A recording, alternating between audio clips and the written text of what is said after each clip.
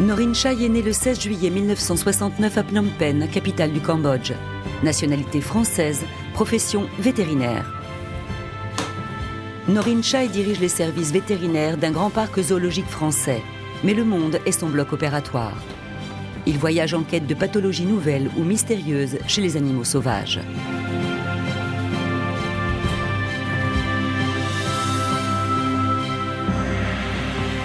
Au cours de ses expéditions, Norin Chai rencontre la souffrance et parfois la mort. Son éducation et ses convictions bouddhistes l'y ont préparé. C'est moi là. C'est ma sœur. Là, on me voit avec mon frère. Et là, je suis avec mes parents. Les chemins de Norin vont passer par l'Indonésie. Il s'y rend pour étudier, partager, guérir parfois et toujours combattre la souffrance.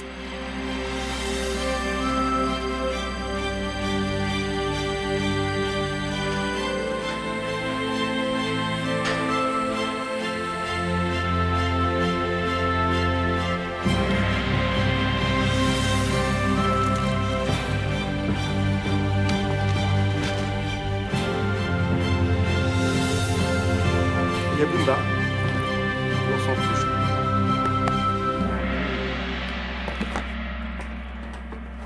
C'est parti!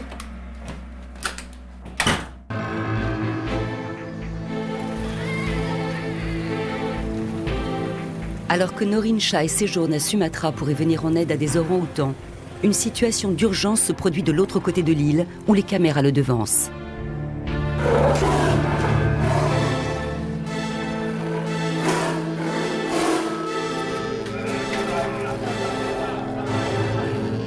Cette jeune tigresse s'est pris les pattes dans un piège posé par des villageois à la lisière d'un parc national.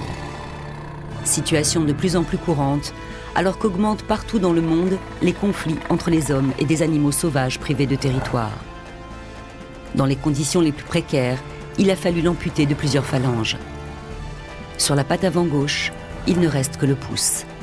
Les os dépassent des chairs.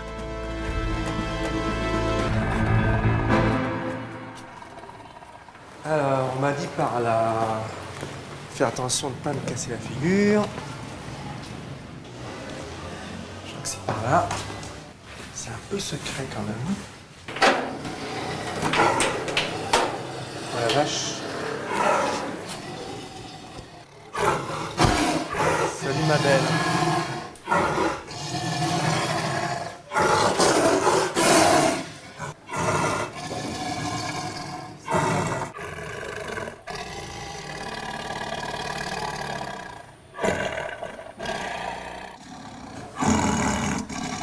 Bon bah c'est pas gagné hein, mais bon.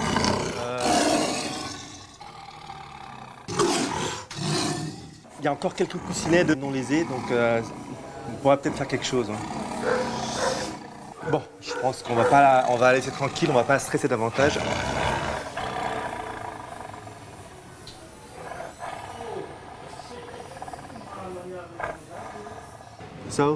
Docteur Suyanti, parlez-moi de notre patiente. Le tigre Dara a été piégé près d'une plantation dans la forêt. Il a perdu 2 doigts à la patte avant droite et 4 à la patte avant gauche. Ernie Suyanti est dépassée par la complexité de l'intervention qui permettrait de soulager la tigresse. Pour elle, la présence de Norin Chai à Sumatra est une bénédiction. La tigresse, que le personnel du centre a baptisée Dara, est déjà sous antibiotiques. Norin Chai prévoit de l'opérer le surlendemain. Avec près de 250 millions d'habitants, l'Indonésie est le 4e pays le plus peuplé au monde. Les zones encore sauvages de l'archipel abritent une extraordinaire biodiversité. Mais chaque jour, la pression démographique et économique augmente, réduisant l'espace dévolu à la nature. Norin Chai est venue à Sumatra pour soigner, dans les forêts proches de la ville de Medan, un orang-outan victime, lui aussi d'une grave blessure à la patte. Ah, selamat siang, si. Terima kasih.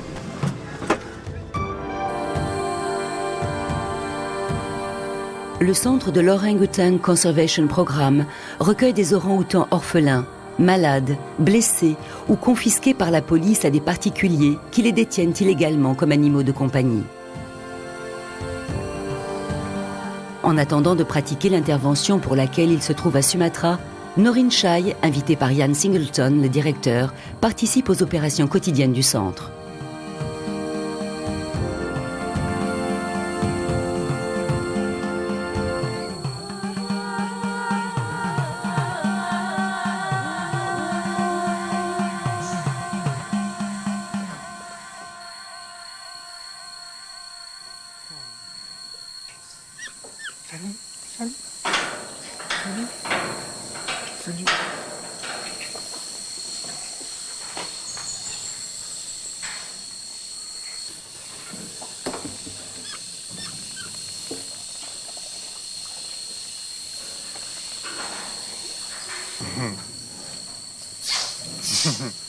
T'as un petit coquin, toi, hein?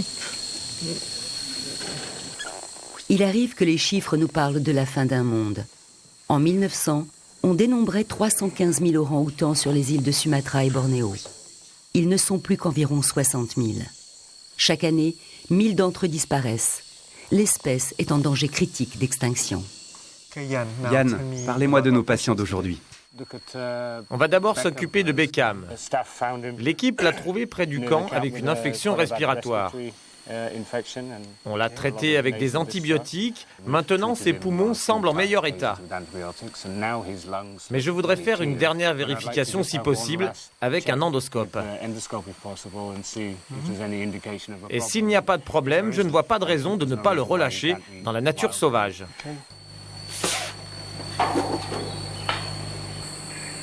Beckham est un mâle de 14 ans.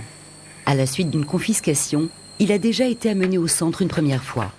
Il a ensuite été relâché dans la nature avec succès. Il y a passé 2 ans. Si son problème respiratoire est infectieux et peut-être contagieux, il ne pourra pas être libéré de nouveau, de peur qu'il ne contamine des congénères. Norin Shai entend en particulier vérifier l'état de ses sinus. Pour Beckham, l'enjeu de l'examen est important. Il y va de sa liberté. C'est normal. Bien. C'est bon. Ne bougez pas. Je vais aller par là. Voici la trachée. Je continue comme ça. Qu'est-ce que c'est? C'est normal. Maintenant, voyons l'autre. Le voilà. Très joli. Il est normal. Pas de problème de sinus. Non, stop. Je plaisante.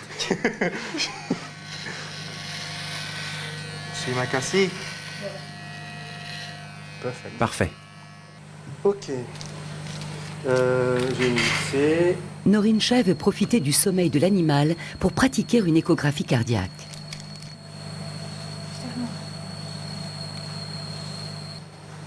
Je veux vérifier le cœur. Bien, tout est normal.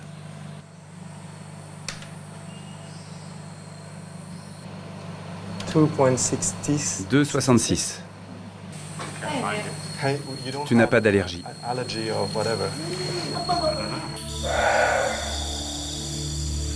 Beckham pourra bien rejoindre ses frères de la forêt. Il oubliera peut-être avec eux, pour de bon, l'angoisse de vivre en cage. Lui, dont l'espèce ne se meut en principe que dans les cimes et n'en descend qu'exceptionnellement.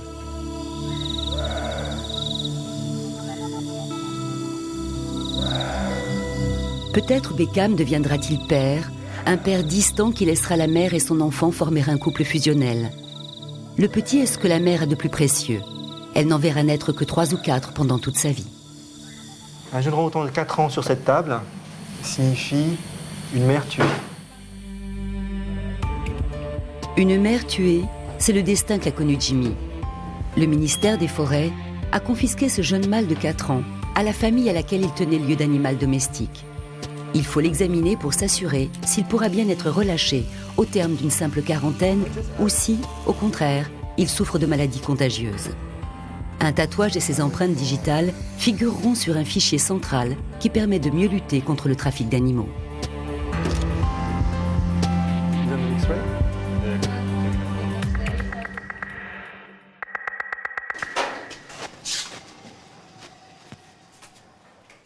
À Bengkulu, de l'autre côté de l'île, Norin Chai doit opérer Dara. On a administré à la tigresse des calmants, des antalgiques et des antibiotiques. Son état requiert à présent une anesthésie bien calculée.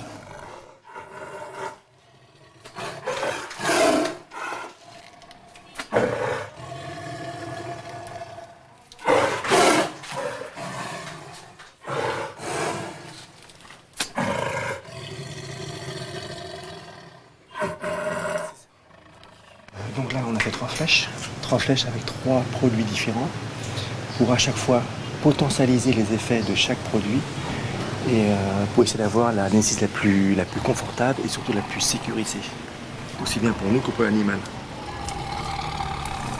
Il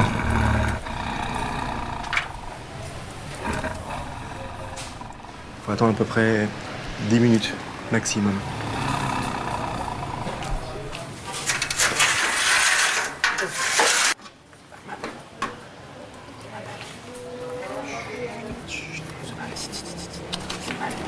Il ne faut pas que Dara puisse mordre les membres de l'équipe si elle se réveillait quand on la transportera vers la salle d'opération. Norin Chai prend toutes les précautions pour éviter tout accident. Oh, ma main! Votre main? Je pensais que vous plaisantiez. On voile les yeux de l'animal pour mieux le tranquilliser et pour épargner à sa cornée le dessèchement et la morsure de la lumière.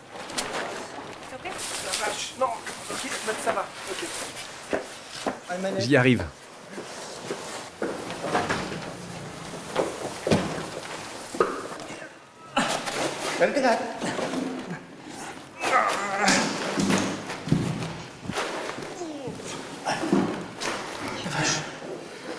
Là, ce soir, je vais me prendre un massage. Ok. Dans la salle que Norin Chai a transformée en bloc opératoire, on humidifie les yeux de Dara. Puis, on la prépare pour l'intervention. Son rythme cardiaque et sa respiration seront étroitement surveillés.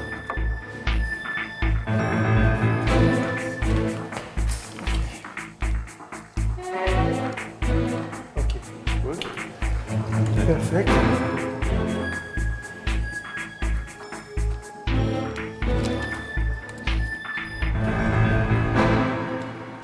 Le problème là, c'est que j'ai pas de peau. J'ai pas de peau pour rouvrir. J'aurais jamais assez. Punaise, allez, réfléchis. Réfléchis, il me reste pas beaucoup de temps.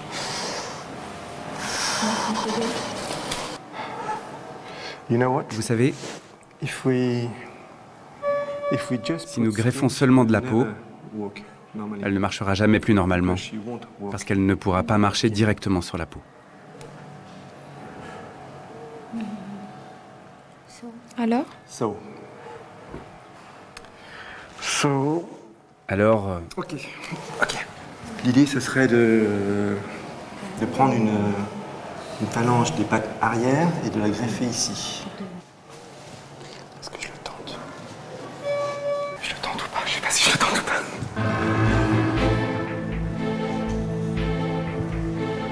Je vais raser, ça me permet de réfléchir en même temps.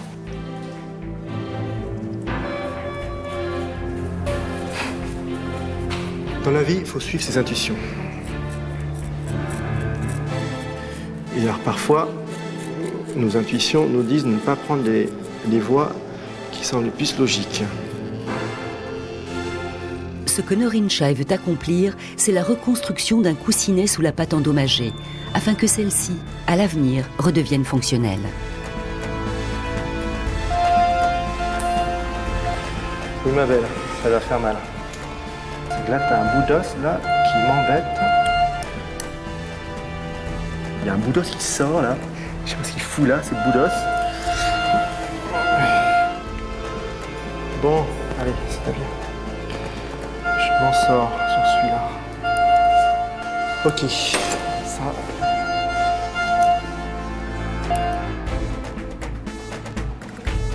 Norin Chai prépare d'abord la pâte destinée à recevoir la greffe.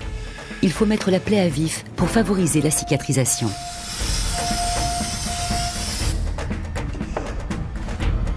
Sur la pâte arrière, il va amputer cette phalange, dont la peau et le coussinet seront greffés sur la pâte avant. Allons-y. Et là, et là. Maybe one. Un seul suffirait peut-être. Maybe. Put like this. On le met comme ça. Ok, ok ma belle, tu vas t'en sortir.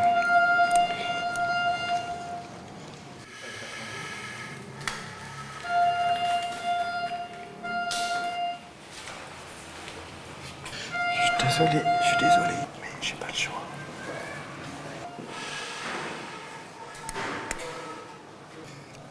Ok, thank you.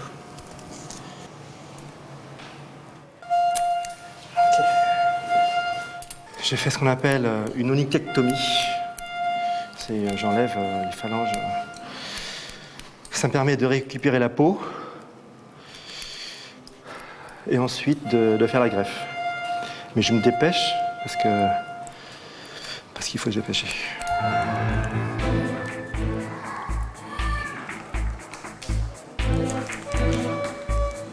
Voilà.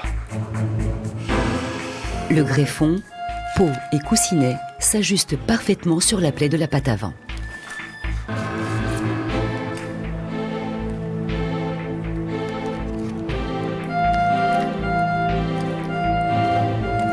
Là, c'est le gros luxe, hein. Je vais en mettre de la peau.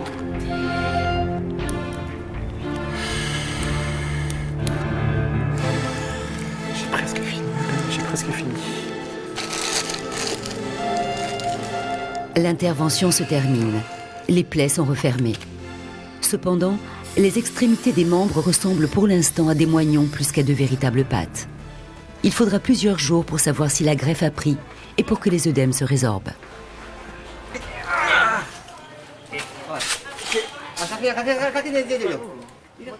Bon, si elle se réveille, je suis mal. Bon, mais je sais qu'elle va pas se réveiller. Donc. Ça s'appelle faire un point à l'arrache. Avant de lui administrer l'antidote qui annulera les effets de l'anesthésie, Norin Chai vérifie les sutures sur les pattes de Dara. Aïe! Aïe! It's okay.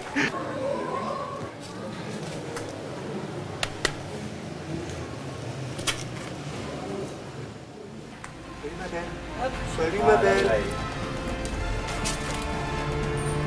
Salut ma belle.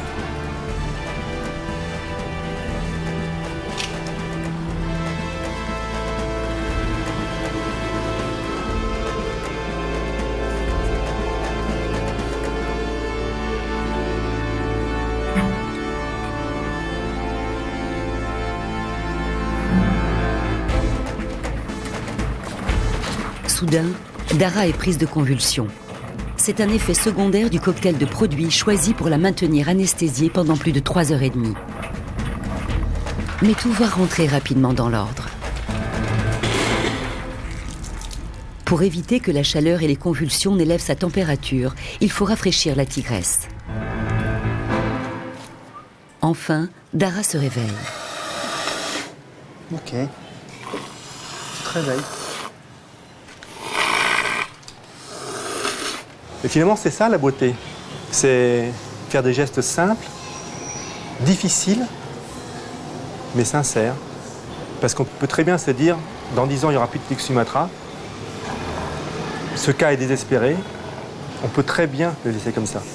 Mais on lui a donné une chance de pouvoir aller dans un autre centre, qu'elle ne va pas rester dans cette cage. Et donc, on lui a quelque part sauvé la vie, sachant qu'elle ne pourra pas vivre dans la nature. Donc, c'est ça la beauté. C'est la voix du cœur.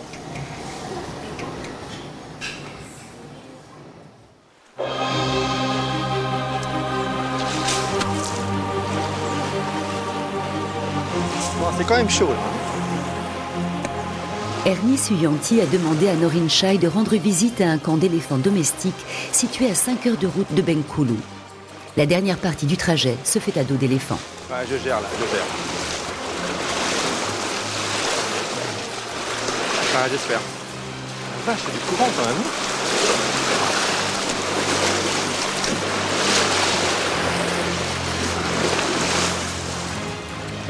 Maintenant, il y a la montée. Cool.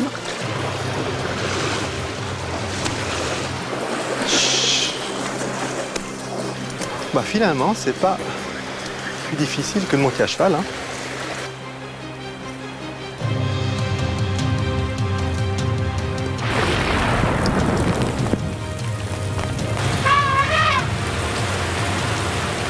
L'orage qui s'est déclenché à l'arrivée de Norin Chai surexcite les éléphants du camp et libère leur exubérance.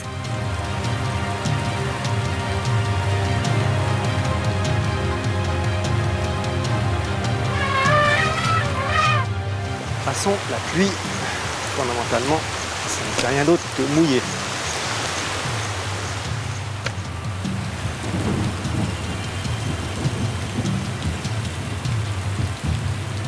Les éléphants domestiques d'Asie ont conservé tous les traits de leurs frères sauvages. Ils aiment l'eau par-dessus tout. Les femelles entretiennent une relation fusionnelle avec leurs petits et surtout, à l'exception des grands mâles adultes, les individus ne sont rien sans la famille, sans le groupe.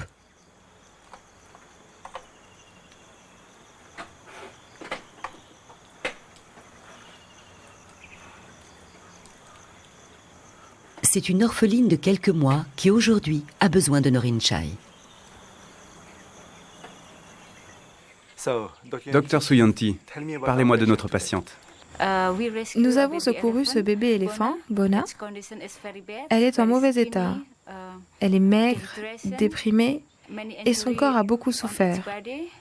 Nous lui avons donné un traitement. Et maintenant, comment se porte Bona? Toujours aussi maigre. Bona? Bona.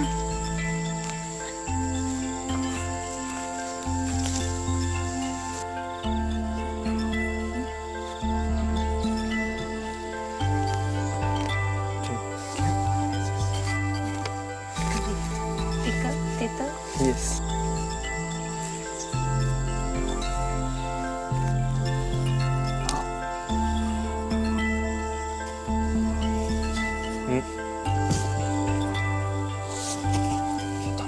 Bona ne montre guère d'empressement à se faire ausculter. Norin Chai ne parvient pas à la maintenir tranquille sous le stéthoscope plus de quelques secondes. Norin et Suyanti trouvent enfin une solution pour que Bona s'immobilise un peu.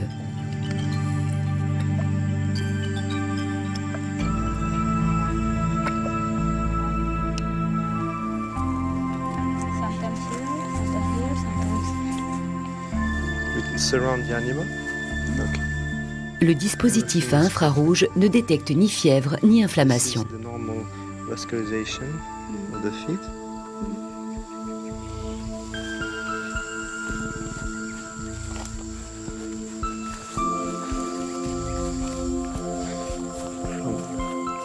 So everything is normal. Bien, Ok. c'est fait. Ce que je vois sur Bona, c'est quand même déjà un animal assez vif. Donc elle est assez vive, elle bouge, elle boit bien, donc il n'y a pas de problème d'anorexie. Elle sait ce qu'elle veut,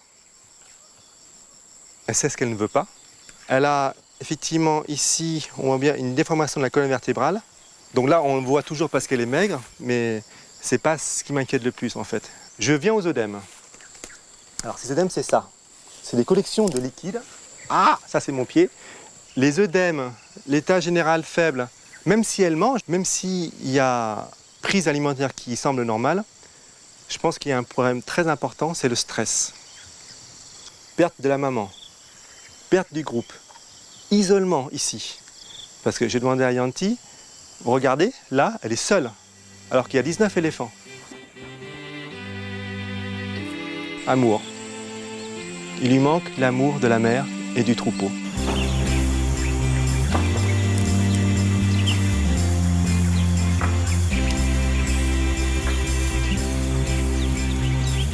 Quand elle est arrivée au centre, si fragile et si vulnérable, les responsables ont voulu protéger Bona des jeunes mâles qui auraient pu la rudoyer. Avec les meilleures intentions, ils l'ont isolée. Norin Chai explique à Ernie que Bona doit rejoindre le groupe, sans lequel elle ne trouvera jamais son équilibre. Mieux, il faudrait trouver à l'orpheline une mère adoptive.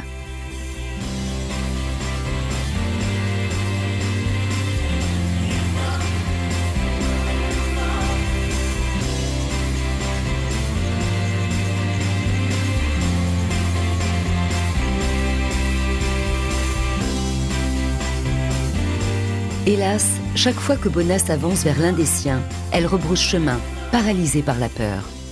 Personne ne lui a appris la vie en société.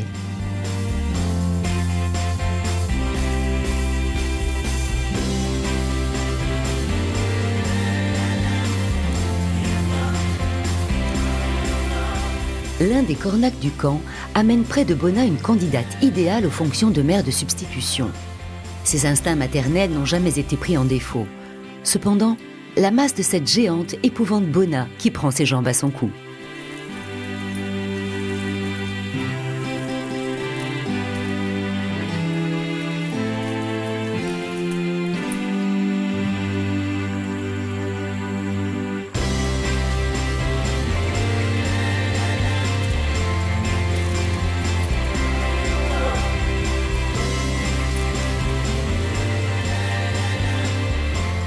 Enfin, Bona accepte près d'elle la présence de cette étrangère qui la rassure et qui, en quelques heures, deviendra de plus en plus proche d'elle.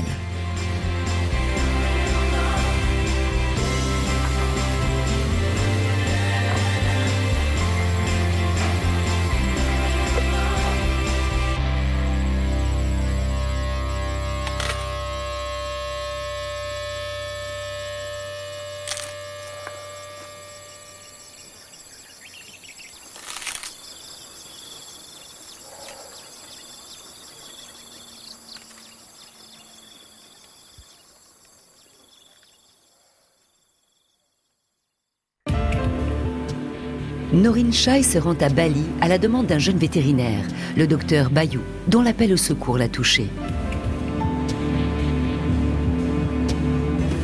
Le docteur Bayu soigne les animaux d'un refuge situé à Tabanan, au nord-est de l'île. En Asie, la reine, c'est la mobilette. Vous avez remarqué la couleur de mon casque? Je vais créer un nouveau truc. C'est pas l'ONU, mais c'est l'OPU, Organisation de la planète unie.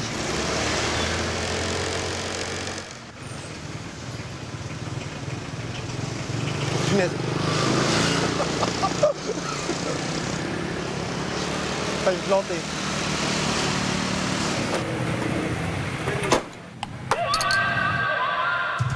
Un pigargue blagre, aussi appelé aigle pêcheur à poitrine blanche, souffre depuis plusieurs années d'un mal qui lui coupe les ailes. Docteur Bayu, parlez-moi de notre patient. C'est un pirargue blagre. La position de ses ailes n'est pas symétrique. Il ne peut donc pas voler.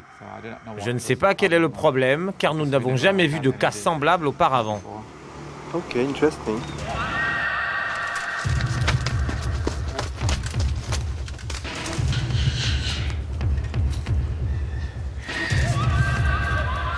Les ailes de l'oiseau ne peuvent le soutenir en vol.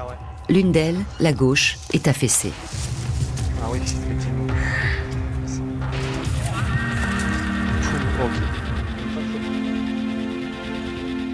Norin Chai a fait transporter l'aigle pêcheur à Denpasar, capitale de la province de Bali. C'est là, dans un hôpital pour animaux, que l'oiseau est anesthésié. Il ne met que quelques minutes à s'endormir.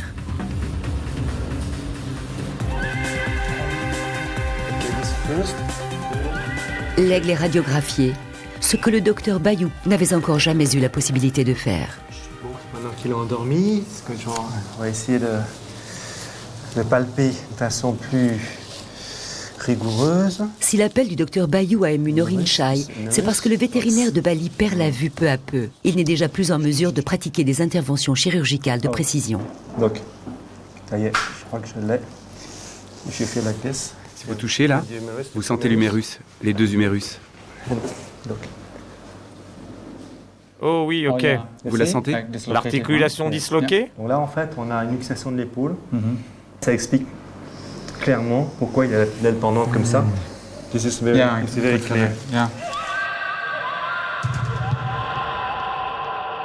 Cependant, ce que révèle la radio, c'est avant tout que l'oiseau a reçu 3 balles dans le corps, dont une s'est logée sur la principale articulation de l'aile gauche. Il faudrait qu'on retire ces balles. Vous voulez qu'on les retire? Oui, bien sûr. Ouais, mais comment je vais les trouver, moi? Vous pouvez les sentir? Des balles? Vous pouvez les sentir? Non, pas encore. J'essaie de trouver la première. J'en ai une. J'en ai une. Punaise, je suis perdu maintenant.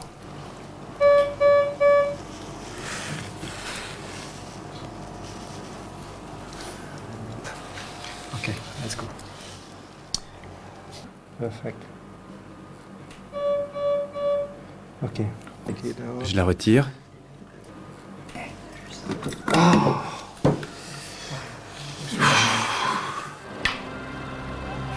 I can touch it.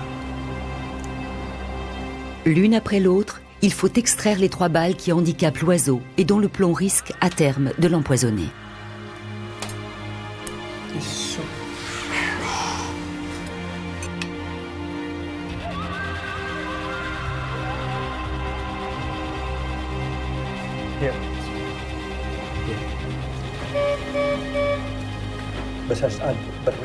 Nous ne savons pas si elle est là, là ou là. La principale difficulté de l'intervention vient de l'enchevêtrement des tendons et des nerfs qui parcourent la zone. Ok, elle est là. Ok. It's here. Attendez, Let me see. laissez-moi voir. Because there's a lot of Il y a beaucoup de nerfs nerves par là. It's just close Nous sommes to si the près du plexus plexus. nerve.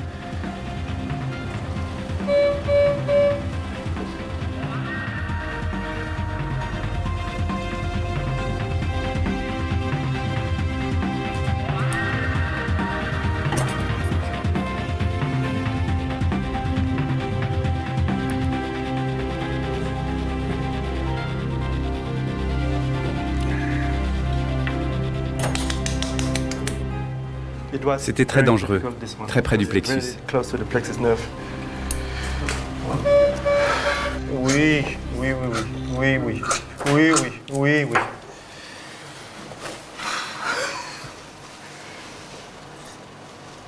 Oui, c'est bien. Il nous faut un bandage à présent. Viens vers moi. Ok. Ok. C'est l'aile avec la luxation. Okay? Je replace l'épaule dans le bon sens. Voilà. Now it's done. C'est fait. We first start like On this. commence ainsi. Ok. Ok. Then, like the 8. On fait un 8. Un 8. And then, just pass Puis like on passe this. par là. Exactly.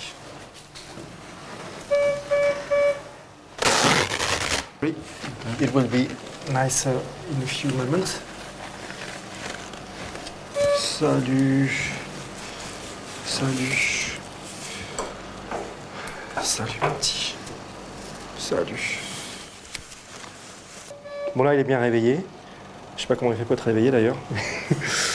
C'est les esprits. It's the spirit that make him awake. What next now?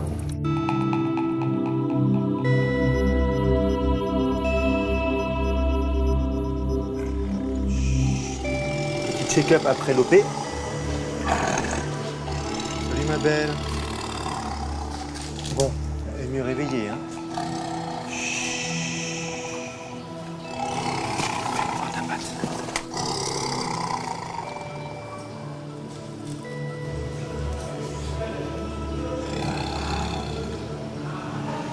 Bon, la greffe a tenu, hein.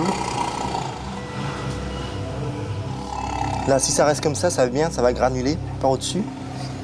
Là, elle pose plus la patte, là. Alors qu'elle ne posait pas du tout. Maintenant, elle arrive à poser la patte. Donc ça, c'est cool. Ça, c'est bien. L'autre, ça va. Ouais, c'est assez joli, même. Bon. Ça a l'air bien parti.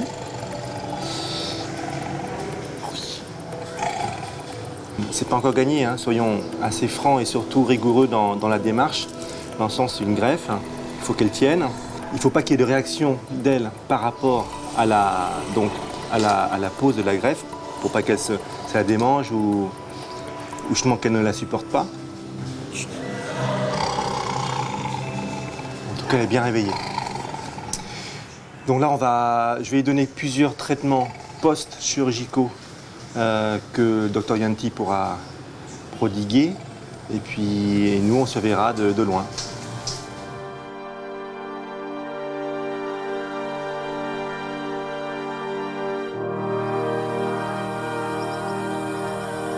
Le tigre de Bali a disparu, le tigre de Java a disparu.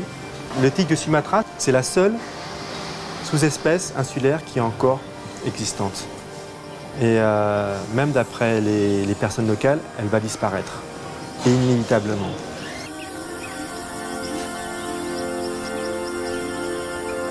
C'est parce que le tigre de Sumatra est en danger d'extinction rapide qu'il fallait sauver Dara. La tigresse ne sera pas rendue à la vie sauvage, mais elle pourra encore se reproduire. Chacun de ces bébés retardera un peu cette échéance fatale pour l'espèce.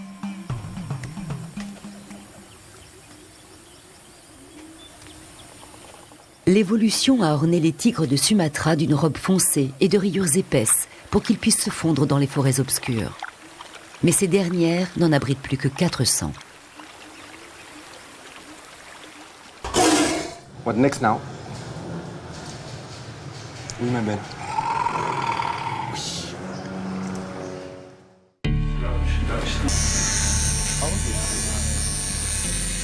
Quel âge a-t-il? Quel âge? 5 ans. 5 ans. Baroni, un orang-outan mâle, a été secouru dans une plantation de palmiers à huile où sa jambe droite s'est prise dans un piège. Rien ici. Le piège a endommagé le talon de Baroni. Pour un animal qui doit son agilité à ses 4 extrémités et qui se déplace à la cime des arbres, la blessure est virtuellement fatale. Elle marque la fin de sa vie de singe libre. À moins qu'on ne parvienne à réparer le tendon d'Achille qui semble sectionné. Voici le muscle. Là, on voit bien le muscle. Et si on remonte lentement, on voit le tendon. Ceci est normal. Vous voyez le tendon? Oui, exactement. On voit bien la gaine du tendon, tu vois. On voit bien là la gaine du tendon.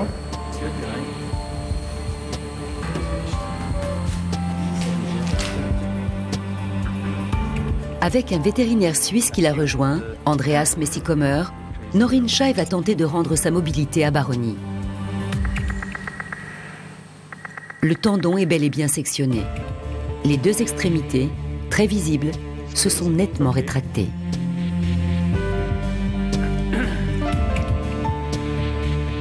L'intervention consiste à prélever d'abord sur la cuisse un tissu tendineux.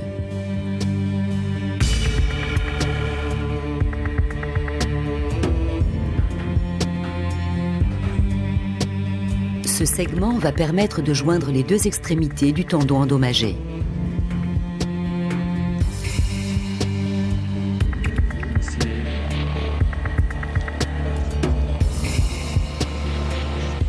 Il faut à présent suturer les 2 plaies.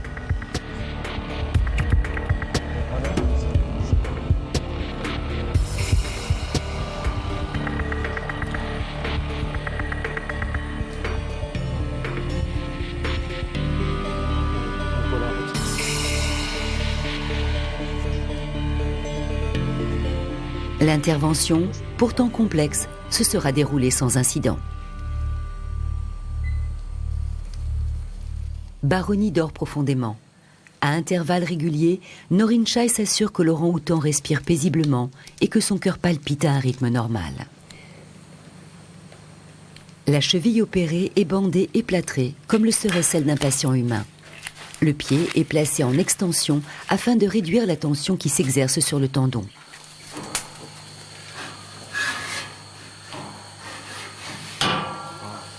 Quand il se réveillera, lentement, Baroni s'étonnera de sentir sa jambe soudain si lourde et si raide.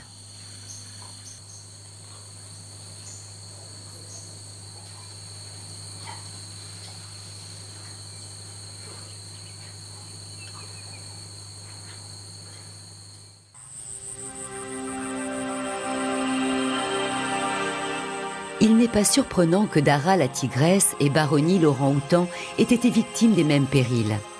Ici, même si la nature semble s'étendre à l'infini, elle n'est qu'en sursis. Des hommes, qui en ignorent la fragilité, ne peuvent la tenir pour plus précieuse que leurs enfants. Mais la cupidité de ceux qui savent est sans excuse. La vie est un chemin sinueux. Salamat pagi. Si je ne fais pas trop attention, je risque de me casser la figure. Hop. C'est harmonieux ici.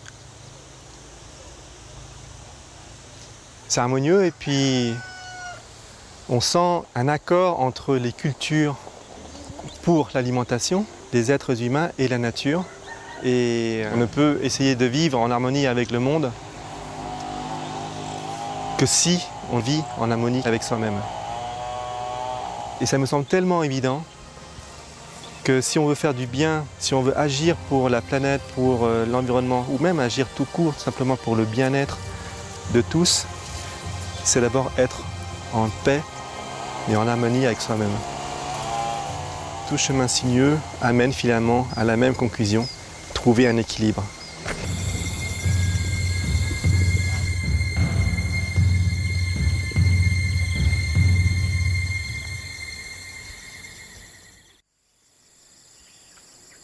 Norin Chai est de retour au Seblat Elephant Conservation Center. Bona a définitivement accepté sa mère adoptive. Elle est apaisée. Ses œdèmes commencent à se résorber. Son état général s'améliore. Norin Chai va profiter de sa présence au camp des éléphants pour prêter main forte au cornac. Suyanti, on peut voir sa jambe?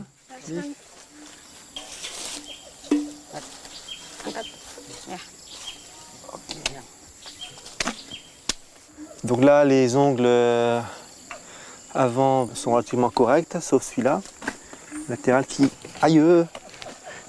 C'est un fourmi, c'est une fourmi. Ok. Un ongle qui commence à se craqueler, on va le manicurer en fait. Et puis voilà, puis on va voir les autres ongles. Mais on va commencer par celui-là. J'essaie sur moi d'abord. Les éléphants marchent sur l'extrémité de leurs doigts. Il en résulte une grande fragilité des ongles en contact perpendiculaire avec le sol. Ça craquelle.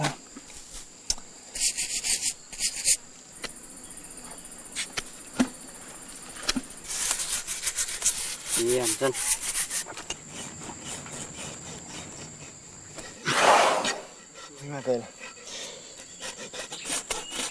Il y a un petit caillou.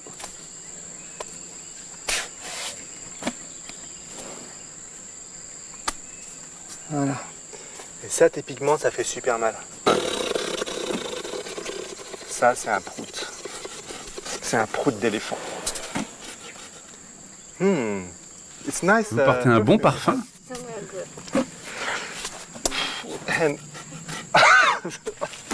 L'eau et la brosse, c'est bien pour enlever toutes les saletés. Mais j'aime bien aussi l'eau et la brosse, surtout pour rafraîchir, parce que la râpe, ça chauffe.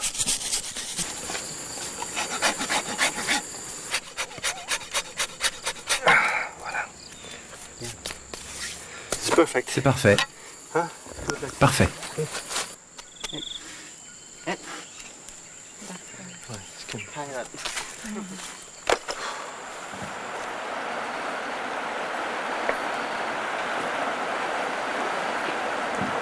Pour que Bona prenne enfin sa place dans la société des éléphants, il faudrait qu'elle accepte, comme eux, de passer une partie de son temps à se baigner.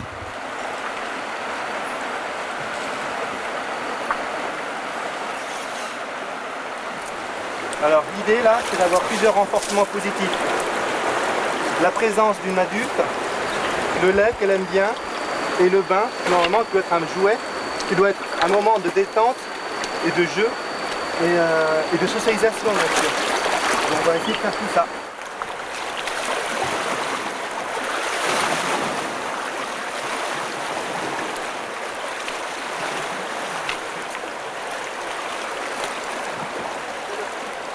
Bona n'a jamais, jusqu'alors, accepté de se mettre à l'eau.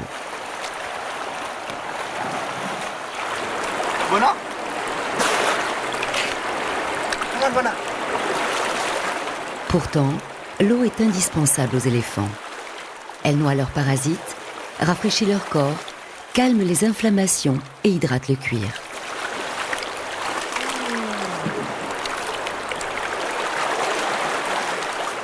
Oui, c'est bien. Allez, c'est bien. C'est bien. Allez, viens, regarde. Viens, regarde. Regarde.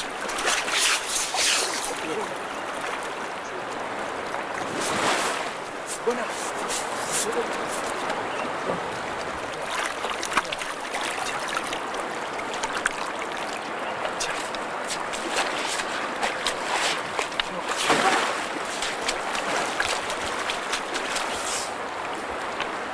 Prends ton temps. Prends ton temps. Dans la vie, il ne faut pas se forcer.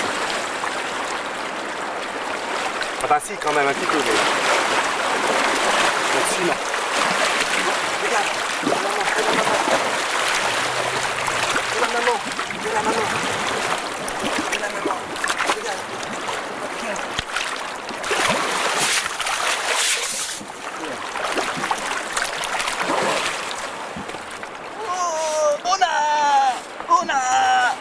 C'est pour ça que t'as la peau si sèche. Mais oui, c'est pour ça que t'as la peau si sèche aussi. Et tu te grattes. Tu te grattes. Ben oui, ça démange.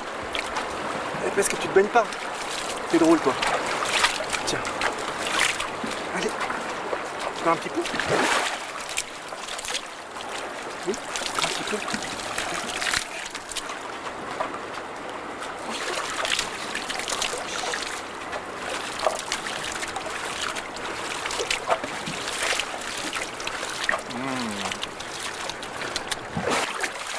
Pour les éléphants, le bain est avant tout un rituel social. En se baignant ensemble, ils célèbrent dans l'exubérance le bonheur de former un groupe, une famille. Si elle ne se baigne pas, Bona en sera jamais exclue. Non, Bona. Je plaisantais, Bona. Reviens. Bona. Bona. Oh, excuse-moi, Bona. C'est parce que le bain unit la société des éléphants que Norin Chai attache une telle importance à voir Bona enfin immergée. Sans cela, elle demeurera solitaire pour le reste de sa vie. Tu vois comme elle est mieux ta peau mouillée? T'as vu comment c'est mieux?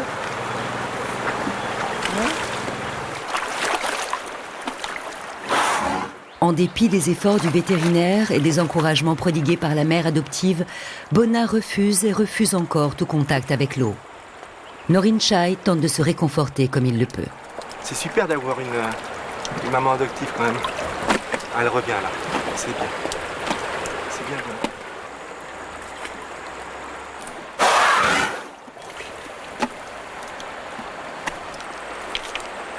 C'est bien, Bona. C'est super, ma belle. Oui.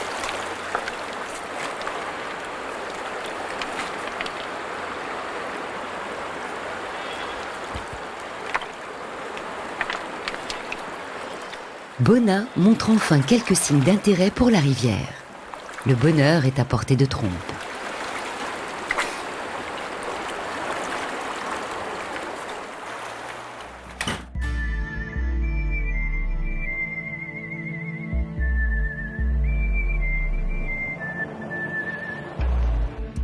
Sur une route d'Afrique du Sud, à l'est de Pretoria, Norin Chai se dirige vers le Sandela Wildlife Center, une réserve où sont recueillis des animaux sauvages blessés ou atteints de maladies mystérieuses.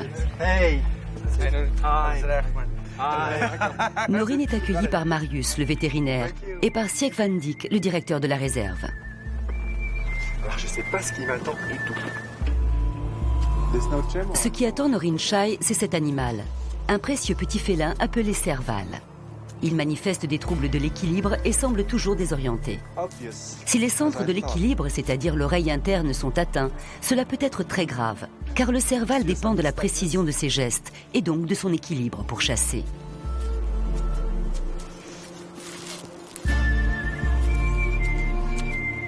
Norin Chai observe en particulier que l'animal marche comme sur un fil, posant ses pattes toujours sur la même ligne.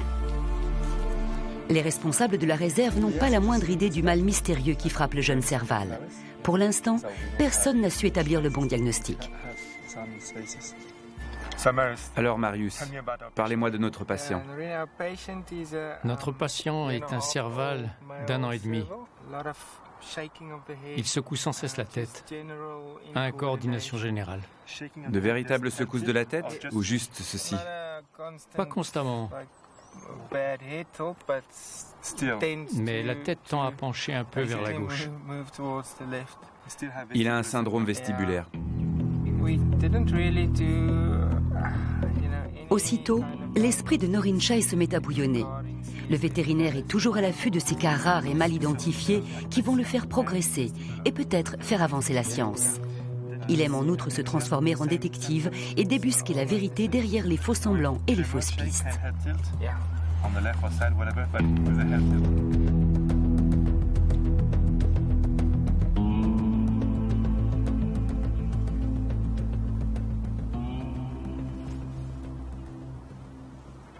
Donc là, je fais des tests réflexes, justement pour voir la réponse à des stimuli que je vais lui transmettre. Bon, déjà, il réagit. Il y a déjà tout le processus réflexe qui est intègre. Mais on voit légèrement une... J'arrête de l'embêter là. on voit légèrement une hyperréflexie, c'est-à-dire que la réponse au toucher est presque exagérée par rapport donc, à l'intensité donc, de ce toucher. Il y a le port de tête qui est presque normal aussi. Quoique... Regarde-moi. Quoique... Il répond bien. Bon, mon petit gamin... Oups, là il y a eu un léger déséquilibre, parce que lorsque l'animal ne bouge pas, qu'il essaie juste justement de changer de position, il peut avoir un déséquilibre, c'est ce qu'on appelle l'ataxie donc statique. On a vu tout à l'heure l'ataxie locomotrice, c'est-à-dire que parfois il a une démarche assez ébrieuse, et mais c'est pas si... Ouais. En faisant ça, justement, c'est pas parce que je l'embête, c'est que ça me permet de voir ses yeux et son regard, justement de voir s'il n'y a pas des mouvements incoordonnés de ces globes oculaires, ce qui n'est pas le cas donc. Ouais, je t'embête. Le jeune Serval découvre dans son enclos une proie dont il se montre généralement friand. La scène va permettre à Norin Chai d'observer les réactions de son patient. Bien que ses gestes manquent de précision et d'efficacité, celui-ci se montre intéressé par les intrus.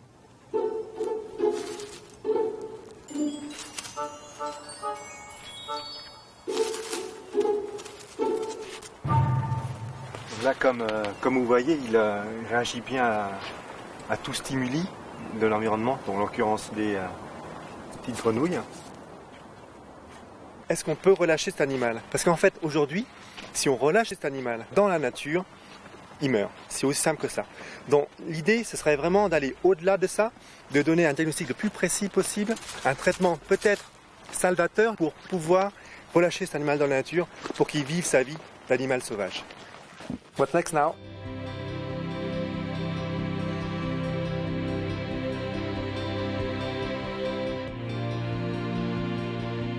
Norin Chai devra réfléchir à l'énigme que lui pose ce jeune Serval et revenir prendre soin de lui. Cependant, il ne pourra pas contempler longtemps les paysages grandioses du Waterberg, classés réserve de la biosphère par l'UNESCO. En effet, non loin du fleuve Limpopo, un autre animal souffre et a besoin de lui. C'est une éléphante atteinte à la trompe, l'organe qui lui permet d'appartenir au monde et d'agir sur lui.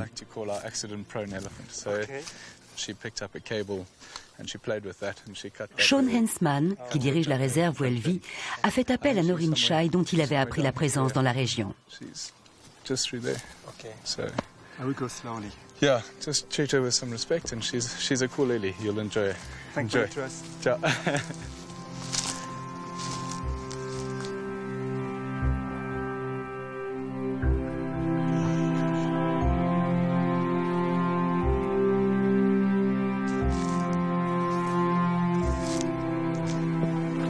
On s'approche d'une jeune éléphant qui a une blessure à la trompe. Donc elle est encore intimidée.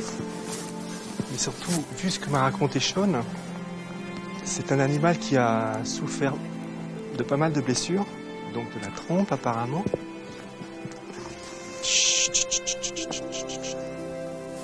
Sa blessure est quand même assez profonde. Je pense que cet instant, je l'ai vécu quand j'avais 3 ans. C'est-à-dire que à 3 ans, je voulais être vétérinaire. Un vétérinaire faune sauvage.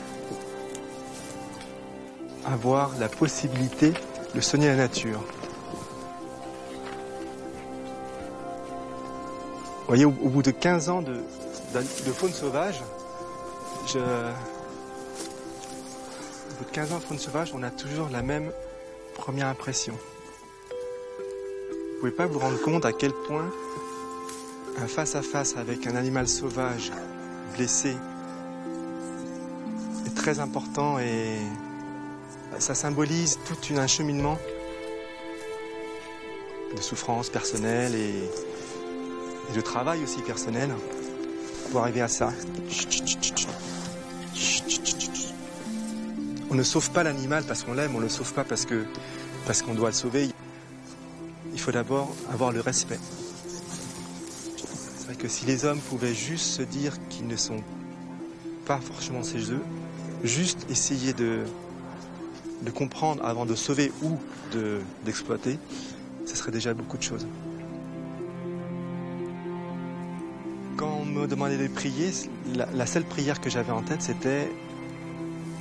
c'est vraiment idiot ce que je vais dire, mais la seule prière que j'avais en tête, c'était de pouvoir supporter toute la souffrance du monde pour que les autres se sentent bien.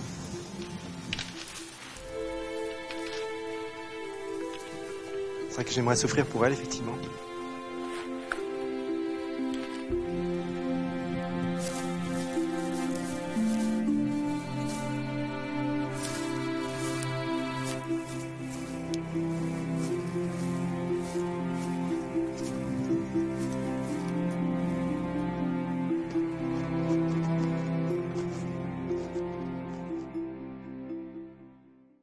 Dans quelques heures, Norin Chai opérera cette éléphante dont la blessure, sinon, ne pourra que s'aggraver. En attendant, la savane lui offre un spectacle unique. Alors là, on est juste à côté de 2 guépards, 2 mâles. Là, ils ont le ventre bien plein, donc ils semblent avoir juste mangé un impala ou une antilope quelconque. Ils sont bien tranquilles. Bien qu'ils soient sauvages, on fait quand même attention, on respecte une distance minimale, ce qu'on appelle une distance minimale de fuite, à partir de laquelle l'animal soit s'enfuit, soit interagit. On est dans un milieu sauvage, on ne fait pas de bruit. Il y a des lions et des léopards qui sont aussi autour. C'est le respect de l'animal, de ce qu'il fait, de ce qu'il est en train de faire. Ni plus ni moins. Et juste observer la beauté qui dégage.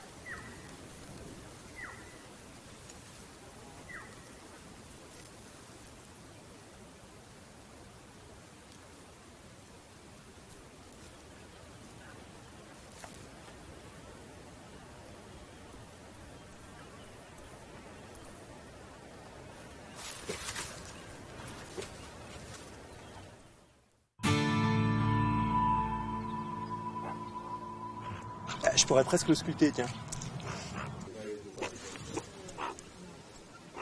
Et il sait me mordre quand même. Pour Norin, chaque animal rencontré au détour d'une piste peut être source d'enseignement. Ce suricate apprivoisé, petit carnivore très sociable qui joue dans la savane le rôle de sentinelle, révélera-t-il quelques maladies inconnues ?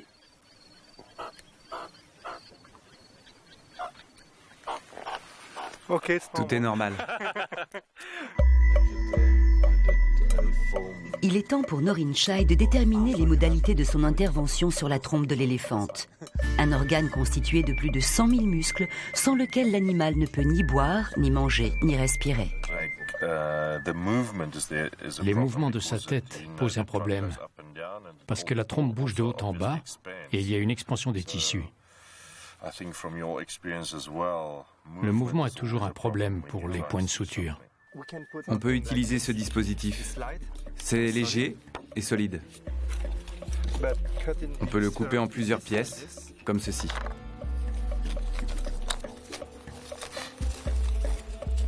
C'est une simple idée.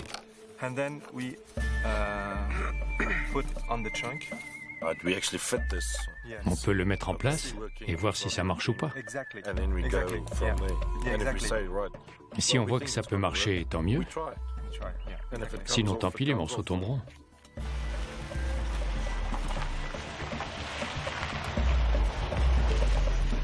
L'éléphante a été isolée sous un abri qui fera office de bloc opératoire.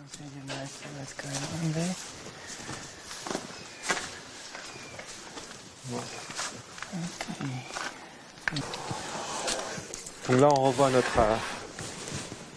notre ami qui a une coupure assez franche. La blessure constitue une voie d'entrée pour toutes sortes d'infections et ne peut que s'aggraver. Chacun des mouvements cause probablement à l'éléphante de vives douleurs. Elle arrive bien à discriminer les différents objets autour d'elle, vont être assez fine dans ses mouvements tactiles. Mais le problème, c'est que justement, il y a un trou. Et que ce trou, effectivement, ça peut la gêner sur sa vie de tous les jours. Il peut y avoir des corps étrangers, il peut y avoir une voie justement entrante d'infections traumatiques ou autres. C'est une caméra thermique. La caméra thermique de Noreen, qui met en évidence l'irrigation sanguine des tissus, révèle une situation plus grave que prévu. Tous les tissus autour du trou sont morts. Ils ne sont plus vascularisés. Les côtés de la plaie, sur une largeur inquiétante, sont désormais faits de tissus nécrosés, c'est-à-dire morts.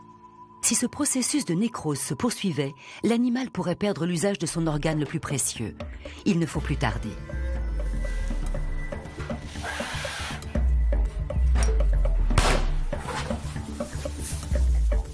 Marius, le vétérinaire de la réserve, procède à l'anesthésie de l'animal.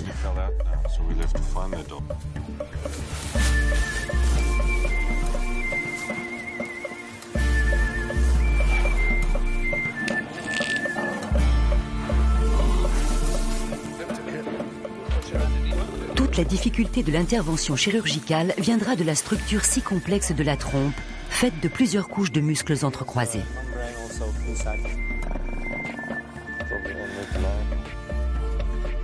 Pour vérifier de l'intérieur l'état de la plaie, on explore les deux canaux de la trompe à l'aide d'un endoscope. Noreen découvre alors que l'un d'eux est obturé par les tissus cicatriciels et qu'il suffirait qu'un objet ou un abcès bloque l'autre pour provoquer l'asphyxie. Suturer la plaie ne suffira pas. Il faudra aussi retirer une bonne quantité de chair morte avant de la refermer.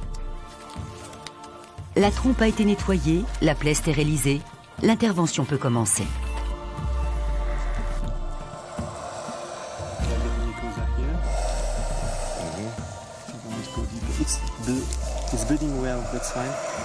Donc là, ce qu'on fait, c'est qu'on est en train de couper les bords de la plaie, des deux plaies. On coupe les bords, on sépare les différentes muqueuses, donc la sous-muqueuse, les muqueuses et le derme-épiderme. Ce qu'on va faire ensuite, c'est qu'on va relier les deux muqueuses entre elles. Ensuite, on va faire des points sous-cutanés et ensuite des points cutanés. Donc en fait, ça sera une suture. Ce sera une chirurgie avec 3 plans de suture.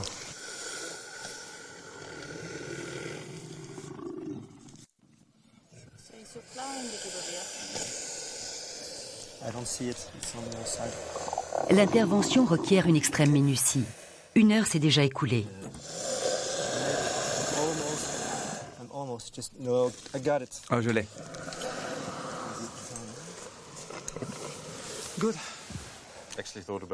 Une matrice horizontale.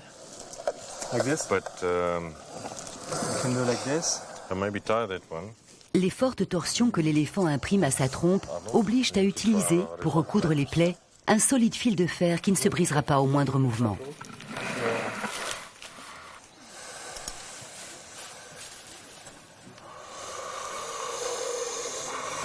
Depuis combien de temps dort-elle? 1 heure. 1 heure? Il nous reste une demi-heure. Oui, une demi-heure. Un éléphant n'est pas habitué à passer beaucoup de temps couché sur le flanc. Cette position, si elle se prolonge, peut aboutir à une pénible compression des viscères et des poumons. mieux vaut ne maintenir l'animal sous anesthésie que le temps strictement nécessaire.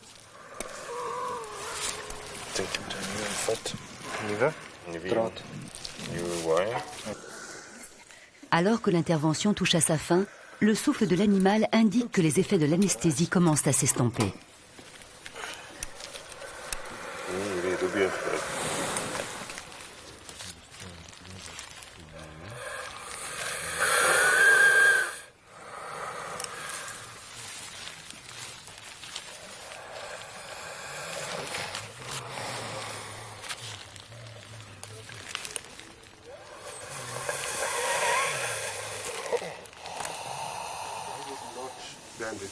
Honestly would not. She will move. It's not a bandage. It's piping, you know, that is cut. Les sutures métalliques ont été gainées de plastique afin d'éviter que la tension du fil de fer ne cisaille la peau. Donc là, on a fait une suture cutanée avec des fils métalliques. Okay, get the other elephants. L'antidote destiné à annuler l'effet des produits anesthésiants est injecté dans l'une des nombreuses veines qui irriguent le pavillon de l'oreille.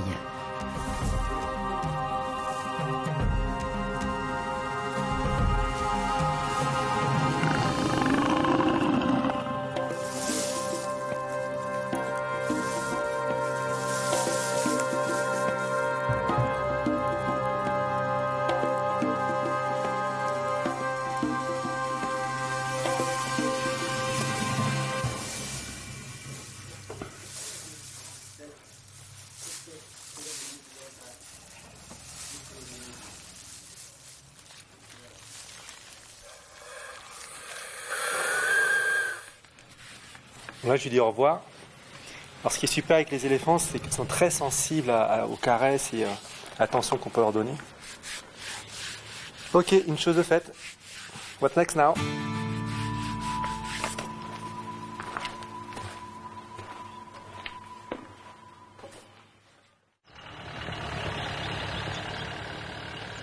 Au pied des monts rougeoyants du Waterberg s'étendent des savanes riches d'une extrême biodiversité, laquelle justifie bien un petit détour pour un amoureux de la terre. Can I swim here? No, no, no. Crocodiles here. Really? Yeah. So can I swim? Ah, yes, yes, yes. Ah, that's a good idea.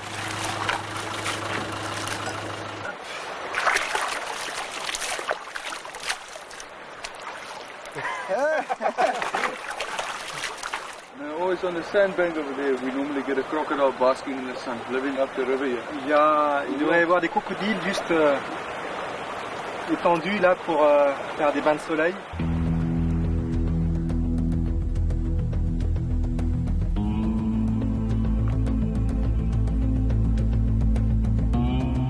Alors que décline lentement le soleil de cet automne austral, le corps des crocodiles, animaux à sang froid, s'engourdit peu à peu.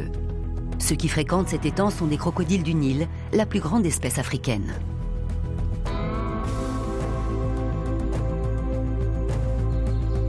Une plongée dans ces eaux réserverait bien des surprises aux baigneurs imprudents, car si le crocodile, profilé pour la nage, peut ne faire apparaître en surface que ses yeux et ses naseaux, il est aussi capable de séjourner au fond, en embuscade, jusqu'au moment où l'arrivée d'une proie le fera surgir.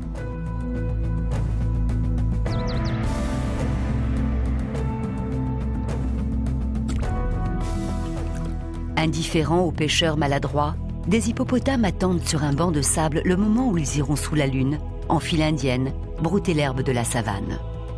Ils suivront au mètre près la même piste que celle empruntée les nuits précédentes. Gare à celui qui se trouverait alors sur leur passage.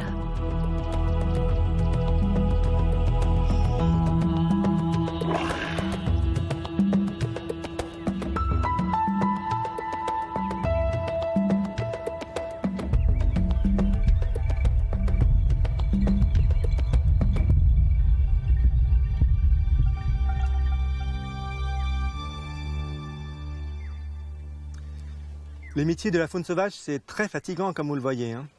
Donc on a besoin de pause régulièrement. Je continue à me poser la question, est-ce que je vais plonger ou pas en fait?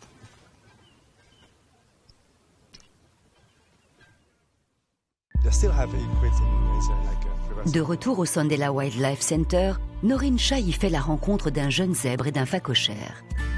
Mais s'il est revenu, c'est pour tenter de percer le mystère des troubles de ce serval, que le dérèglement de ses centres de l'équilibre risque de condamner. Il faut anesthésier le félin d'un coup de seringue bien ajusté, sans qu'il s'en rende compte.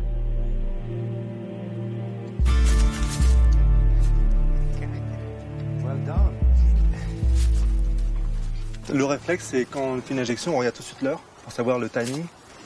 What have you done? Méthamphétamine and kétamine? Méthamphétamine and kétamine, yes. C'est deux principes actifs. Donc, la méthamphétamine, c'est un alpha-agoniste. Bon, c'est un terme très barbare pour dire que c'est un grand sédatif. Et les kétamines, c'est l'anesthésique vrai. Donc, c'est une combinaison des deux produits qui va permettre d'avoir une induction rapide. L'animal va dormir tranquillement.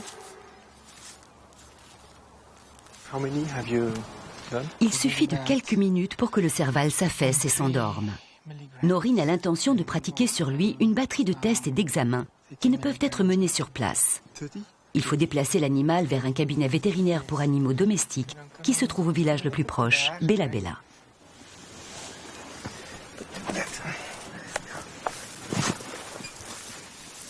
En prévision du voyage, qui durera 1 heure, on applique un collier sur les yeux de l'animal que les produits anesthésiants pourraient dessécher.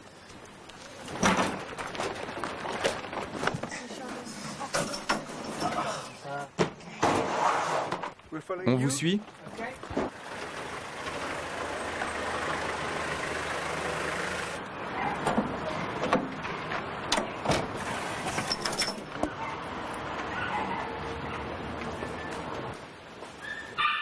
Ok, so, let's go. Première étape, une radiographie du crâne pour déceler d'éventuelles lésions du cerveau. Elle fera aussi apparaître les lésions éventuelles de l'oreille interne. C'est là que se trouvent les structures biologiques qui contrôlent l'équilibre. Il faut immobiliser la tête du serval. Pour limiter l'effet des radiations, Noreen et Marius ont revêtu des tabliers de plomb. Tu as un adaptateur? Oui, il se réveille. Noreen s'est rendu compte que l'animal risque de se réveiller d'un instant à l'autre. Il garde ses mains sur lui pour le maîtriser en cas de besoin, tandis que Marius injecte une autre dose d'anesthésiant.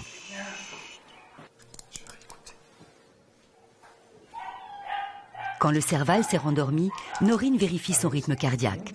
En quelques secondes, il détecte une anomalie. Marius, tu entends? C'est impressionnant, non? Oui. Un souffle au cœur. C'est un souffle systolique apexien gauche. C'est un nom barbare pour vraiment caractériser le souffle. C'est intéressant parce qu'en fait, l'animal est un animal sauvage. On rencontre ce genre de pathologie sur des animaux captifs. Tu veux entendre le souffle au cœur? Je vais te faire entendre un cœur normal. C'est mon cœur. Un cœur brisé. Peut-être qu'il y a une fille quelque part. Et le souffle. C'est difficile. Il faut trouver le bon emplacement. Voilà. Je crois que c'est le premier cas de pathologie cardiaque sur un serval sauvage que je vois. Stop. C'est vraiment super. Il faut dire que j'ai une affection particulière pour les pathologies cardiaques en fait. Comme j'ai eu une super prof à l'école, je pense qu'elle va être fière de moi. Bon, ça tombe super cette tondeuse. Bon, là on a une coupe transversale du cœur. On voit le battement cardiaque here. I just want to see this. On ne peut attribuer à un souffle au cœur les problèmes de ce serval. Cependant, Noreen profite de l'immobilisation de l'animal pour conduire une échographie complète. C'est juste un petit battement ici. Petit. Il faut me croire.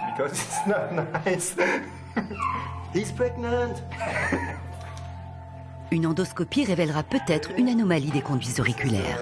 C'est le conduit externe. Là, le tympan. Tout est normal.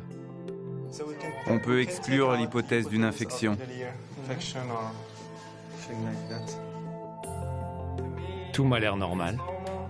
L'endoscopie ayant éliminé l'hypothèse d'une infection, il faut chercher ailleurs. C'est la visualisation des bulles tympaniques. Donc c'est là où serait l'origine de ce qu'on appelle le syndrome vestibulaire. Sur l'ataxie, la tête penchée, c'est typiquement un syndrome vestibulaire. Et typiquement, on peut visualiser des lésions à ce niveau-là. Mais là, on n'en voit pas. On en revient à une atteinte du cervelet, donc cérébelleuse, qui est le centre justement de l'équilibre de l'organisme. Et là, qu'on ne peut objectiver que par résonance magnétique, c'est-à-dire l'IRM.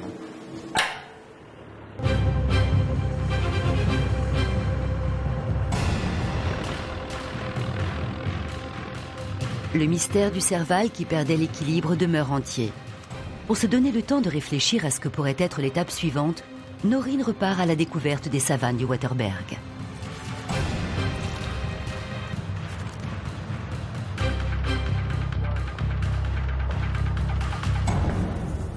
Bientôt, le passage d'un troupeau de buffles l'oblige à s'arrêter.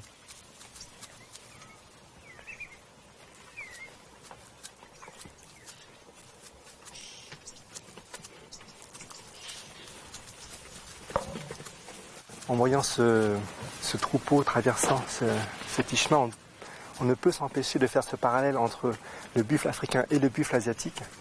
Et à la différence du buffle africain, le buffle asiatique est beaucoup plus aquatique et surtout, il a été domestiqué par l'homme. Ça reste un animal extrêmement imprévisible et bien sûr très sauvage. Pour l'enfant que fut Noreen Chai au Cambodge, ce pays de rizières que labourent les buffles, la colonne de ruminants évoque la tragédie d'une famille décimée par les Khmers rouges, celle d'un grand-père exécuté, d'une sœur otage de l'histoire et la nostalgie de cette Asie du Sud-Est où plongent ses racines. Voilà, ils sont passés.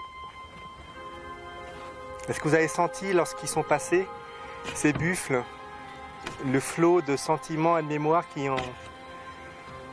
a ressurgi de cette élégance de ces animaux? Ça peut faire ressurgir beaucoup de sentiments et de souvenirs un peu étranges ou peut-être gênants, pour pas dire douloureux, de ces buffles en Asie avec ces images de rizières que je n'ai pas connues moi-même. C'est surtout ma mère qui a connu ça. Donc c'était des rizières qui étaient très riches à l'époque au Cambodge, qui sont devenues des rizières de... Ces buts sont trépassés, ces rizières qui sont devenues plutôt des champs de mines. C'est sûr que ça ne peut rien avoir, mais c'est ça la nature, c'est un mouvement qu'on peut voir dans une savane africaine et puis un mouvement qui devient universel, qui touche chacun d'entre nous. En voyant ce flot de buffles, j'ai vu un flot de moi-même.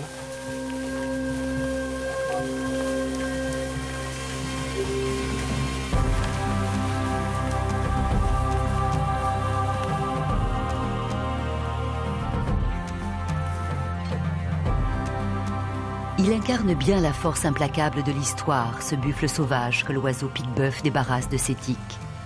Le buffle est responsable d'un grand nombre de morts en Afrique. Son poids peut approcher la tonne. Intelligent, calculateur, massif, d'une placidité trompeuse, il est capable de tuer un lion.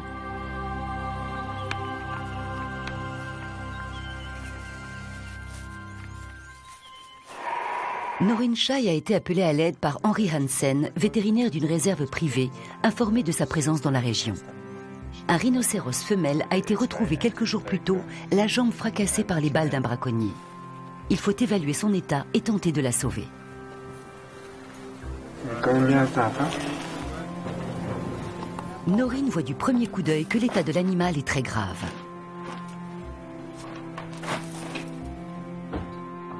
De puissants sédatifs lui ont déjà été administrés pour limiter la douleur. C'est un rhinocéros blanc qui se différencie du noir par sa large bouche horizontale, faite pour brouter l'herbe.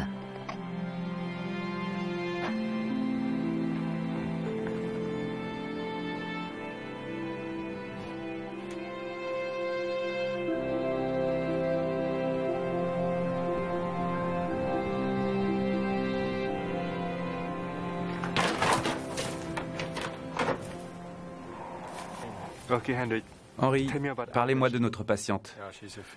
C'est une femelle, âgée de 12 à 15 ans. Mais quand je l'ai trouvée, elle ne boitait pas à ce point. J'ai pu mettre mon doigt dans la blessure et sentir l'os complètement fracturé. Vous avez senti les fractures? Oui, plusieurs fractures. Une blessure par balle. Nous sommes prêts à tirer.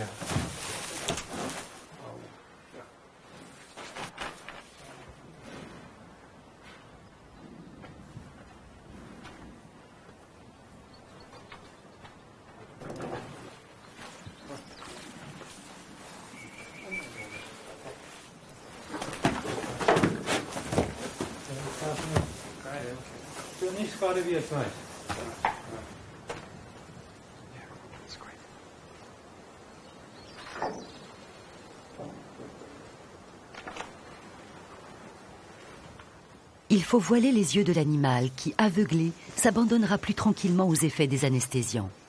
Ce morceau de tissu le protégera de la lumière et protégera ses yeux.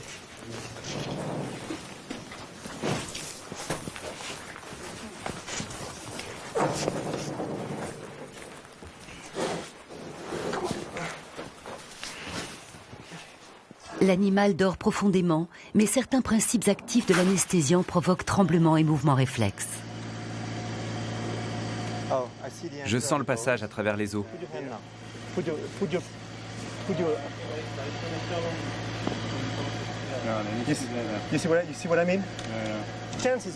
Les chances sont très faibles.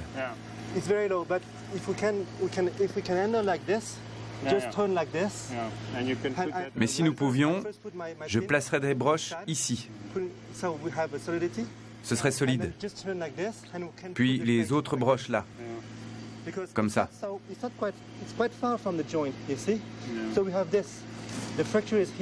C'est à décider, je ne sais pas.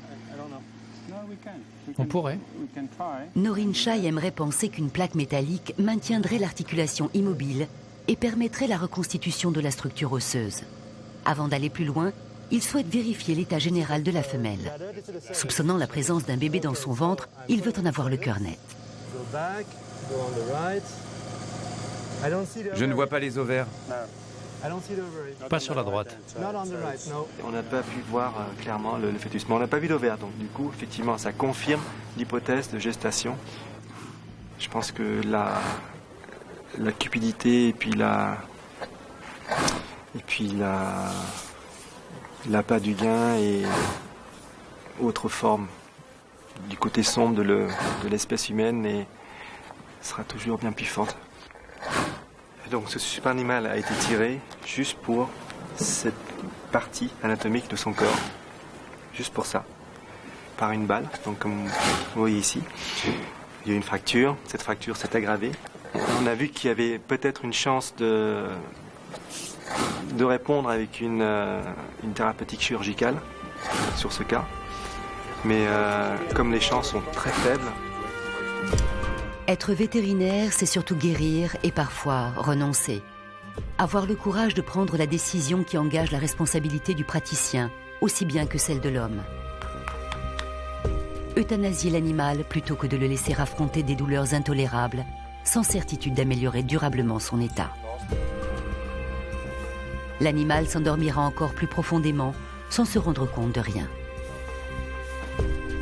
Plus de 300 rhinocéros ont été tués pour leurs cornes en 2011 en Afrique du Sud. Un chiffre en croissance exponentielle.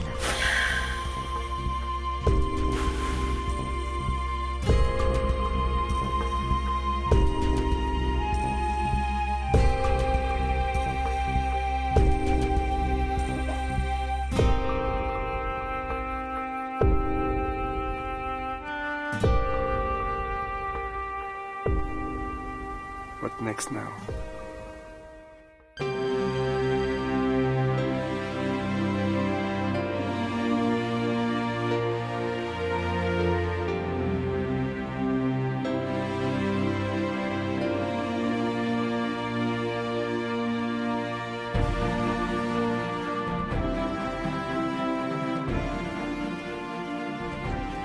Soigner les animaux et rester proche des hommes, c'est la vocation de Norin Chai. Il met le cap ce jour-là vers une communauté zoulou qui vit sur les hauts plateaux proches du Botswana et du Zimbabwe.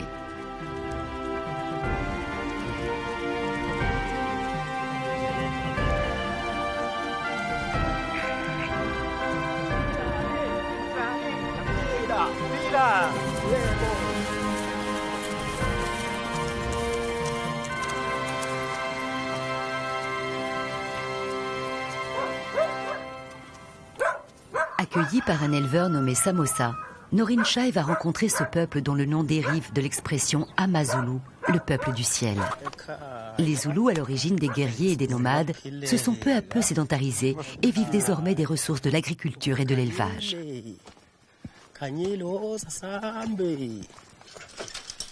Tout commence par une leçon de vocabulaire. Ici, le mot le plus important est « vache ». Alors là, nous sommes à Kanile, un village zoulou complètement perdu. Et nous sommes arrivés ici à cheval, donc, avec Samosa. Il m'a présenté son troupeau de vaches. Et la grande différence qu'on a entre ici et notre conception d'élevage, c'est qu'ici, c'est un bien foncier, une richesse du propriétaire. On va la céder pour des échanges, pour des mariages. Donc c'est vraiment une monnaie d'échange et elle acquiesce tout à fait ce que je viens de dire. Mais jamais on va la tuer comme ça pour la manger, en faire un barbecue. Non. Non, je serai quand même mon derrière parce que ici on est dans une toute autre optique. C'est l'élevage extensif avec pâturage donc très large et surtout une symbolique très forte de la vache ici, presque sacrée.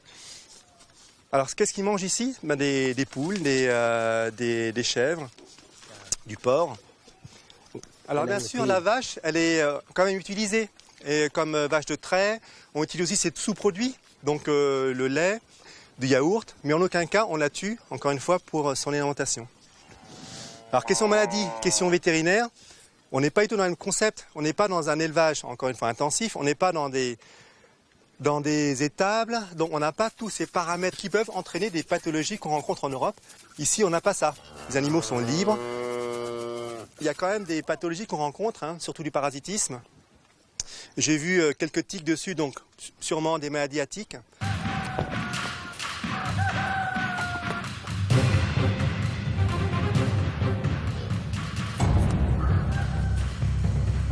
Les tiques, parasites pour les uns, nourriture pour les autres. Je pense qu'on peut avoir des pathologies comme la fièvre afteuse, mais ce sont des animaux quand même très rustiques et très résistantes.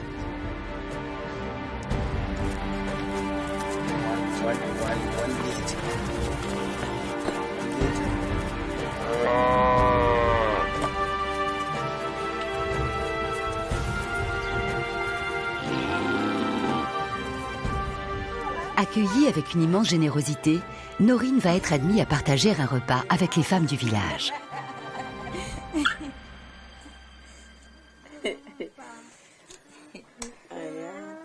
Alors là, on est dans une maison zoulou. Les hommes sont tous partis et j'en profite pour toutes les inviter à dîner. En fait, non, c'est pas vrai, c'est elles qui m'ont invité à dîner. Elles m'ont fait un super plat. Et c'est pas du tout un plan drague. Hein, c'est... De toute façon, elles sont trop nombreuses pour moi. Là.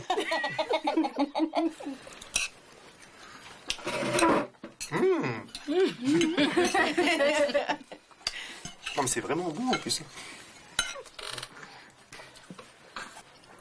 Je peux vous poser une question? Norin ne peut réfréner sa curiosité. Combien de vaches la famille de leur mari a-t-elle offert pour pouvoir les épouser? 10 vaches. 10 vaches.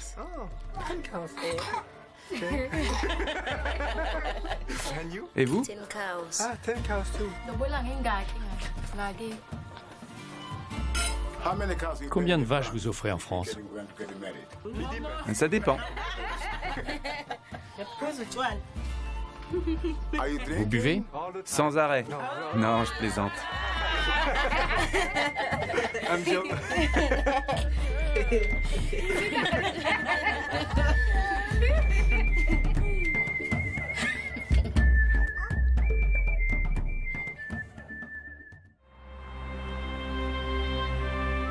Pour espérer découvrir de quoi souffre le jeune Serval de Sondela, il faut procéder à un IRM, examen qui ne peut se pratiquer que dans un hôpital de Pretoria, où normalement, ce sont des humains qui viennent se faire soigner.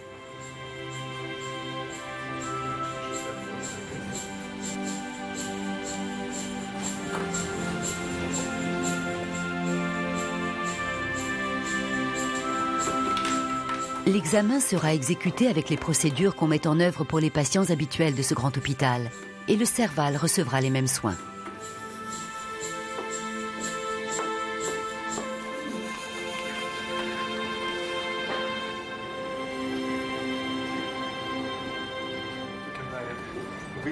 Alors là, on a les premiers résultats de l'IRM, du Serval.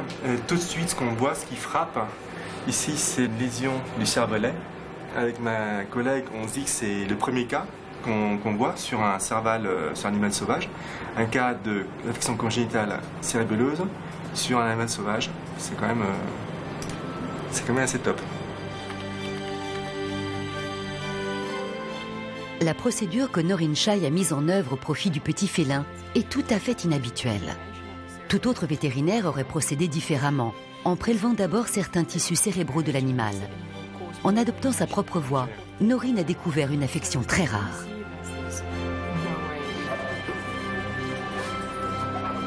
En gros, ce qui est intéressant ici, c'est que, et c'est super intéressant, c'est qu'on aurait fait une démarche diagnostique normale avec ponction liquide céphalorachidien sur cet animal qui aurait été totalement justifiée, on aurait provoqué la mort de l'animal. C'est un cas intéressant parce que c'est le premier cas décrit apparemment sur un félin sauvage. Ce ne serait pas extraordinaire de trouver ça sur un chat, mais sur un félin sauvage qui n'a pas a priori de consanguinité, c'est quand même très intéressant. That's very great. That needs a publication. On est en face d'une maladie qu'on appelle malformation de Chiari. C'est en fait une malformation congénitale des structures osseuses du crâne. Cette structure en fait comprime le cervelet. Du coup, ce cervelet, qu'est-ce qu'il fait? Il a pas assez d'espace pour se développer, mais surtout, il n'a pas assez d'espace pour distribuer normalement le liquide céphalorachidien. C'est pour ça qu'on a un animal qui penche la tête ou qui a des déséquilibres même en restant debout. Le seul traitement possible de cette affection, c'est un traitement chirurgical. L'idée, ce serait en très gros casser ses os pour libérer ce liquide et donc réduire cette pression au niveau du cervelet. C'est une mission accomplie puisqu'on était venu poser un diagnostic, on a posé un diagnostic.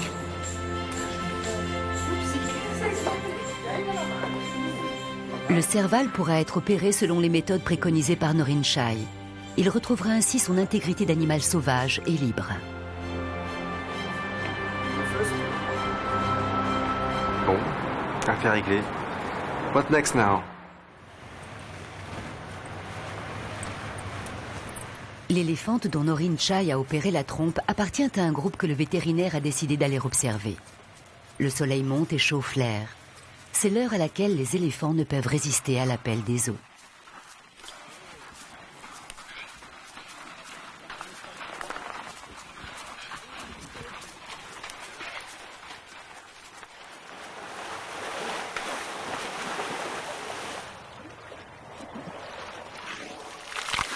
Un éléphant ne peut pas vivre sans eau.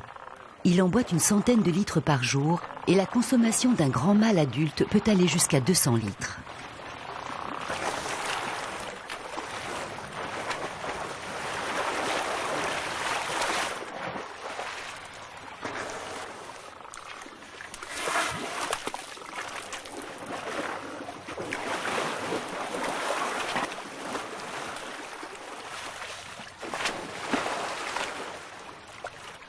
Si le bain est nécessaire, c'est aussi parce qu'il noie les parasites qui percent le cuir des éléphants.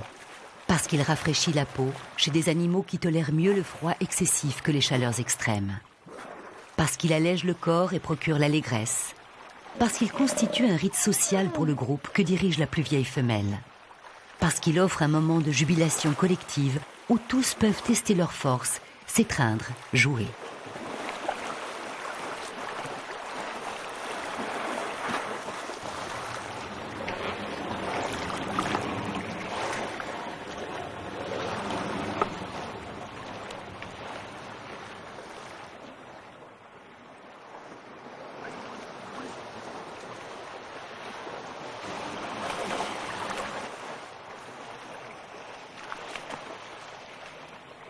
Les adolescents prolongent jusqu'au dernier moment leurs bagarres innocentes, pour le plus grand plaisir du photographe embusqué.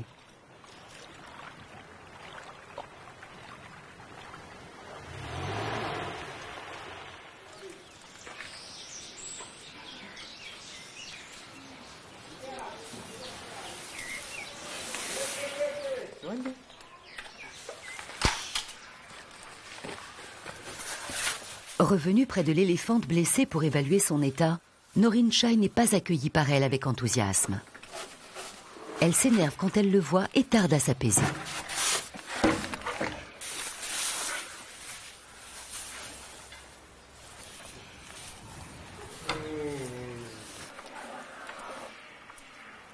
On s'est calmé là un petit peu. C'est sûr qu'au début, la première fois qu'elle m'a revu, c'est un petit peu énervé. Donc c'est un peu normal. Hein. Elle suppose peut-être qu'on va encore la réfléchir. Wendy. En tout cas, la plaie est belle. Hein. Très jolie. Tiens. Elle utilise tout à fait normalement sa trompe. Ça ne semble pas du tout la gêner. Il n'y a pas de suppuration, il n'y a pas de saignement ou autre complication. Oh oui. Elle n'est pas heureuse d'être là. Bonne chose de faite. What next now?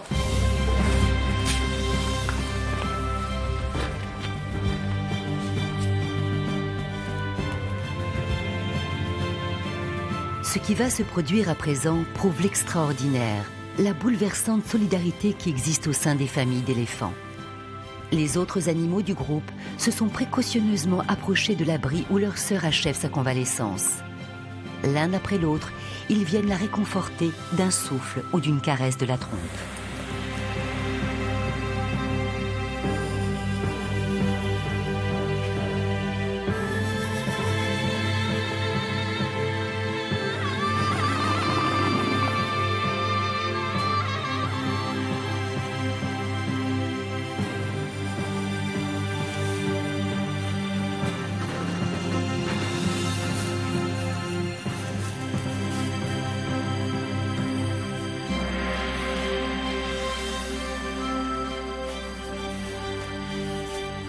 On sait que les éléphants caressent ou consolent ceux de leur clan qui vont mourir, ceux qui souffrent, ceux qu'ils aiment. C'est un instinct universel qui s'exprime à cet instant, la compassion.